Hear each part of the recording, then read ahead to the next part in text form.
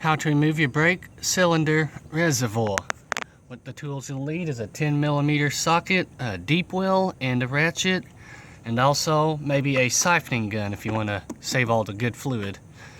So what you first want to do, I would recommend taking the cap off, lay that off to the side, and I would recommend siphoning out all this fluid.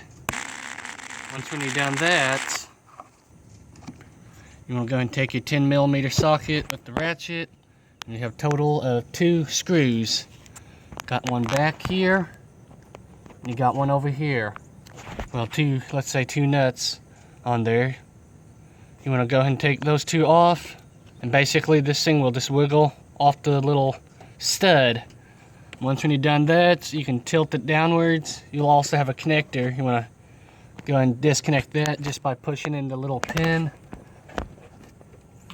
I can get my hand down there, pushing the little pin while pulling out on it. I can't really get my hand down into it. And after you've done that, tilt it downwards and you'll have the hose. I don't know if you can see that one black hose. Let's see if I can point it out. Right here, there's a clip right here. You want to take your pliers, squeeze those two little clips together while pulling the clip out on towards the hose away from the reservoir. Once when you've done that, you want to go ahead and wiggle your hose loose off of the reservoir, and you're taking that off. Then you finally got the reservoir off. Be careful where you're laying your hose at, because there will be fluid still in there. So you want to kind of maybe lay that up against maybe a cowl panel, maybe your transmission line, or somewhere where you won't spill all the fluid. Then basically once you get your new reservoir in, or whatever you need to do with it, basically just a vice versa step. Go ahead and put your hose back onto the reservoir with your clip. Don't forget to plug your connector in, or you'll have your brake lights on or your ABS light on. You'll be wondering why. Well, you end up forgetting to put your connector back on. After you've done that, I would say go ahead and put the reservoir back onto its spot and go and put the 2 screws in.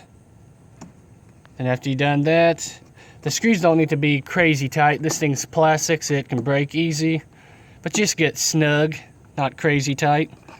And go ahead and fill up your reservoir with .3 brake fluid. You want I'd recommend, since this is a Lincoln MKZ or Zephyr Fusion, since those are nice cars, I'd recommend using the synthetic brake fluid, .3 brake fluid.